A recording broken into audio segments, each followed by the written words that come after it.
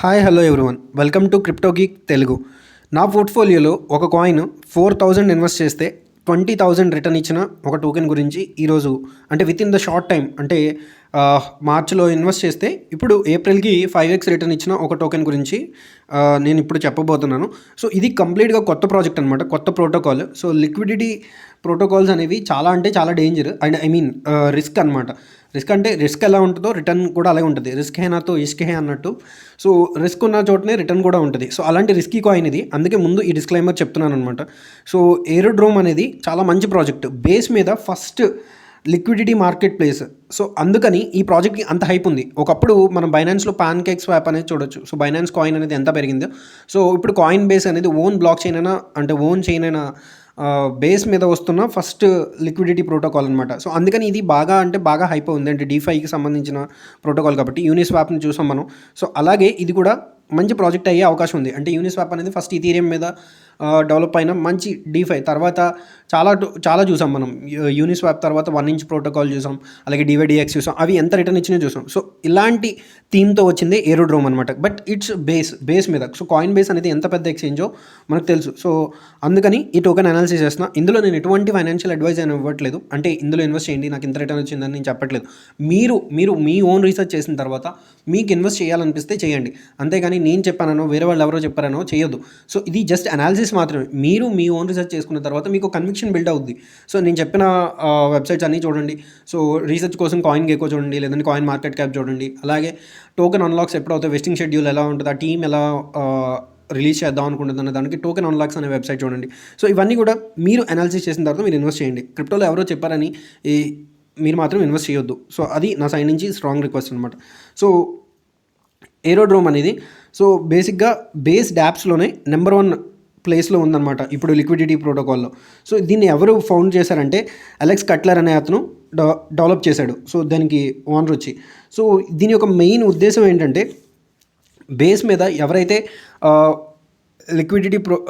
Liquidity provide చేద్దాం అనుకున్నారో వాళ్ళకి ఒక ప్లాట్ఫామ్ క్రియేట్ చేయడం అనమాట. సో ఇది రిలీజ్ అయినప్పటి నుంచి ఇప్పటి వరకు ఆల్మోస్ట్ 200 నుంచి 220x అయిందనమాట. సో టోకెన్ లాంచ్ దగ్గర నుంచి. సో ఇందులో టోకెన్ ఎకనామిక్స్ గురించి మనం మాట్లాడుకున్నట్టయితే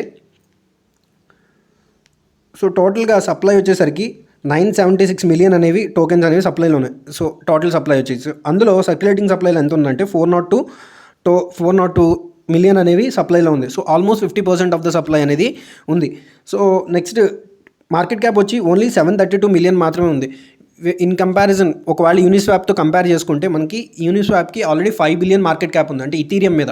సో కొత్తగా అడాప్ట్ చేసుకుంటే కనుక దీనికి ఇంకా ఎక్కువ మార్కెట్ క్యాప్, అంటే ఇంకా ఎక్కువ స్కోప్. ఇక్కడ నుంచి 10 to 20x. అంటే ఇది కొంచెం రాంగ్ టైం కాబట్టి, అంటే వార్ క్రైటీరియా కానీ, సో అలాగే యూఎస్ఈపీ ఇన్ఫ్లేషన్ డేటా ఎక్కువ రావడం కానీ, సో ఇలాంటి మార్కెట్ సిచ్యువేషన్స్ ఉన్నాయి కాబట్టి ఇప్పుడు పడిపోయింది. బట్ పెరిగితే మాత్రం ఇది 732 మిలియన్ నుంచి ఈజీగా 4 to 5 బిలియన్ చేసే అవకాశం ఉందన్నమాట. సో ఆల్రెడీ మనం చూస్తున్నాం బేస్ మీద ఏవైతే మెమరీ కాయిన్స్ వస్తున్నాయో అవి ఎంత హైప్ అవుతున్నాయో చూస్తున్నాం. సో అలాంటి ఒక ప్రోటోకాల్, అంటే అలాంటి దాని మీద ఒక లిక్విడిటీ ప్రోటోకాల్ సక్సెస్ అయితే ఎలా ఉంటుందో మనం చూడొచ్చు. ఇవన్నీ కూడా బేసిక్ అజంప్షన్స్ అనమాట ఓకే. సో ఏరో అనే టోకెన్ యూటిలిటీ టోకెన్ కింద వీళ్ళు కన్సిడర్ చేస్తున్నారు. సో వీళ్ళ దగ్గర టోటల్గా ఎంతమంది యూజర్స్ ఉన్నారని క్లెయిమ్ చేస్తుంటే, సో మంత్లీ యూజర్స్ వచ్చి 189K ఉన్నారని చెప్తున్నారు. అలాగే మంత్లీ ట్రేడింగ్ వచ్చి 1.43 బిలియన్. సో వెరీ హై అనమాట. అలాగే టోటల్ వాల్యూ లాక్ కూడా ఎంత ఉందంటే 725 మిలియన్ ఉంది. సో ఇంకా ఎక్కువ లాక్ అయితే ఇంకా ఎక్కువ ఆదరణ వచ్చే అవకాశం ఉంటుంది అనమాట. సో మంత్లీ ఫీజు 21 మిలియన్ వస్తుంది. మంత్లీ ఫీ పే చేస్తుంది 21 మిలియన్ వస్తుంది అని వీళ్ళు చెప్తున్నారు. సో ఈ టోకెన్కి యూటిలిటీ ఏంటంటే ఏరో టోకెన్కి, అంటే ఇప్పుడు ఇది ఇంతలా పెరగడానికి కారణం ఏంటంటే సో వీళ్ళు లాంచ్ చేసిన ఒక సిస్టమ్ అనమాట. సో ఏరో టోకెన్ ఎవరైతే ఇందులో వచ్చి లిక్విడ్ దాంట్లో స్టేక్ చేస్తారో, వీళ్ళ లిక్విడిటీలో స్టేక్ చేస్తారో వాళ్ళకి ప్రతి 100 ఏరోస్కి 4 years వరకు 100 VEARO టోకెన్స్ అనేవి వస్తాయి. సో ఈ AERO టోకెన్స్ ఏంటన్నా అంటే సో AERO టోకెన్స్ వచ్చేసరికి మనకి ERC20 utility token, but VEARO token అనేది ERC721. సో ERC721 అంటే చాలామందికి ఐడియా ఉంటుంది. సో NFTs అన్నింటిని కూడా ERC721 టోకెన్స్ అని అంటారు. సో వాటి వల్ల కూడా యూటిలిటీ ఉంటుంది. వీళ్ళకి గవర్నెన్స్ పవర్లో ఓటింగ్ ఇస్తారనమాట. సో ఆ ఓటింగ్ చేసినందుకు వీళ్ళకి వీక్లీ ఎమిషన్స్ ఉంటాయి. ఎవరైతే గవర్నెన్స్లో పాల్గొంటారో, ఎవరైతే AERO 4 years వరకు స్టేక్ చేసి ఉంటారో వాళ్ళకి విఈఏఆర్ వస్తుంది కదా, అది ఎల్పి టోకెన్ కింద ఏరోడ్రోమ్ ఫైనాన్స్లో వాడుకోవచ్చు. సో దానివల్ల ఎవరైతే విఈఏఆర్ఓ హోల్డ్ చేస్తున్నారో వాళ్ళకి ఏఈఆర్ఓ టోకెన్స్ అనేవి డిస్ట్రిబ్యూట్ చేయడం జరుగుద్ది. సో ఇలాగా టోటల్ ఎమిషన్స్ అనేవి ప్రతి వీక్కి కూడా 3% ఆఫ్ ది సప్లై అనేది ఉంటుందన్నమాట. సో ఇది కొంచెం ఇది కొంచెం కన్సర్న్ అనే చెప్పాలి. అంటే ఇంత ఎమిషన్స్ జరుగుతుంటే, బట్ వన్స్ అడాప్ట్ చేయడం స్టార్ట్ చేసిన తర్వాత 3% అనేది సరిపోతుంది. ఎందుకంటే ఒరిజినల్గా ఏఈఆర్ఓ అనేది లాక్ అయిపోయింది. విఏఆర్ఓ అనేది మనం విత్డ్రా చేసుకోవడానికి కుదరదు. ఏవైతే ఎమిషన్స్ వస్తున్నాయో వాటి నుంచి కొంత మొత్తం ఏఈఆర్ఓ టోకెన్స్ మాత్రమే అమ్మడం కుదురుద్ది. అంటే సింపుల్గా చెప్పాలంటే ఎల్పి టోకెన్ అనేది ఓన్లీ ఇంకా అందులోనే ఉండిపోయింది. వన్స్ లాక్ చేసిన తర్వాత ఆ టోకెన్ని మనం మళ్ళీ తీయడానికి కుదరదు. ఇప్పుడు మీరు ఒక 100 ఏఈఆర్ఓ టోకెన్స్ అనేది అందులో లాక్ చేశారనుకోండి, ఇంకా వాటిని బయటికి తీయడానికి ఉండదు. సో దానివల్ల టోకెన్కి డిమాండ్ పెరిగే అవకాశం ఉంటుంది. అంటే ఇన్ కేస్ ఇంకా లిక్విడిటీ పెరిగిపోయి బాగా పెరిగితే కనుక. సో ఇప్పుడు మనం ప్రైస్ పొటెన్షియల్లో సేమ్ ఇదే, అంటే వితౌట్ ఎనీ లాకింగ్ యూని టోకెన్కే 7%, అంటే ఇప్పుడు $7 దగ్గర ట్రేడ్ అవుతుంటే ఇలా ఇన్ని రివార్డ్స్ ఇస్తున్న, ఇన్సెంటివ్స్ ఇస్తున్న బేస్లో ఇంకెంత డెవలప్మెంట్ ఉండొచ్చో మనం చూసుకోవచ్చు. సో ఇక్కడ టోకెన్ ఎకనామిక్స్లో మనం చూసుకున్నట్టయితే ఇనీషియల్గా వాళ్ళు చేసిన సప్లై ఏంటంటే ఇనీషియల్ డిస్ట్రిబ్యూషన్స్లో ఎవరైతే వాటర్స్ ఇన్సెంటివ్స్ చేశారు, ఓటింగ్ చేశారు, వాళ్ళకి 40 మిలియన్ అనేది చేశారు. అలాగే జెనిసిస్ లిక్విడిటీ పూల్లో 10 మిలియన్ వరకు సెల్ చేశారు. Next air drop to Velo lockers, అంటే వెలోడ్రోమ్ అనే దానికి కూడా ఇది ఏఈఆర్ఓ, అలాగే ఎయిర్డ్రోమ్, వెలోడ్రోమ్ అనే 2 ప్రాజెక్ట్స్ మిక్సింగ్ అనమాట. సో అది కూడా 2 కలిసిపోయి మెర్జ్ అవుతాయి. వెలోడ్రోమ్ అనేది ఏంటంటే ఆప్టిమిజం మీద ఉన్న ప్రోటోకాల్. బట్ ఇప్పుడు ఈ 2 కూడా ఏరోడ్రోమ్ అలాగే వెలోడ్రోమ్ 2 కూడా మెర్జ్ అయ్యే అవకాశం ఉందన్నమాట.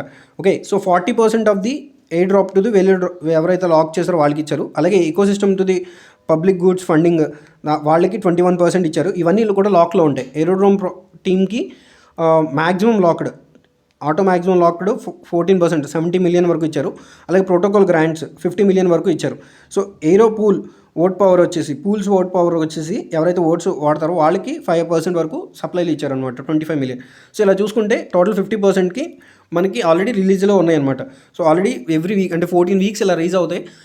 14 వీక్స్ వరకు ఎమిషన్స్ జరిగిన తర్వాత నెక్స్ట్ 14 వీక్స్ తర్వాత నుంచి ఏమవుతుందంటే ఎవ్రీ వీక్ 1% సప్లై అనేది తగ్గిపోద్ది. సో దానివల్ల ఇన్ఫ్లేషన్ రేట్ అనేది బ్యాలెన్స్ అవుద్ది.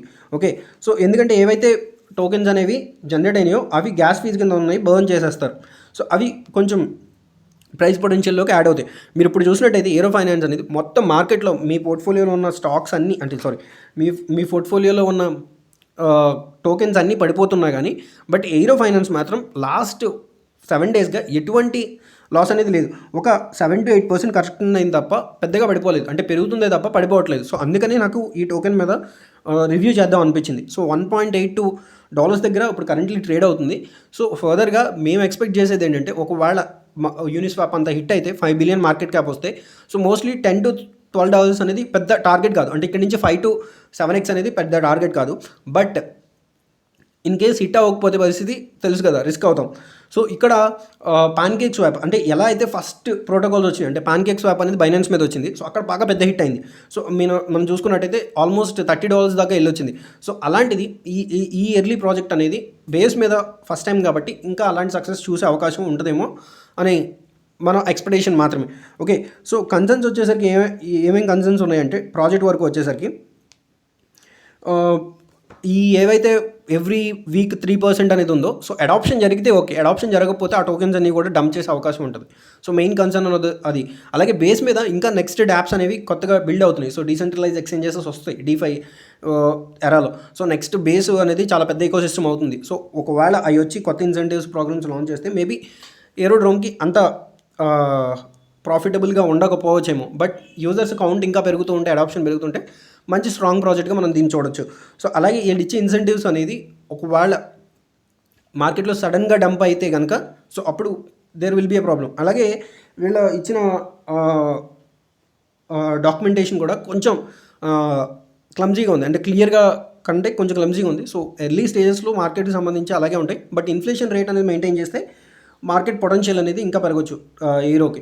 సో నెక్స్ట్ ఏరో టోకెన్ అనేది మనకి కాయిన్ బేస్లో మొన్నటి వరకు కాయిన్ బేస్లో మాత్రమే ఉండేది. బట్ ఇప్పుడు క్యూ కాయిన్లో కూడా ఇది లిస్ట్ అయింది. సో మనం కొనాలంటే క్యూ కాయిన్లో నుంచి కొనవచ్చు.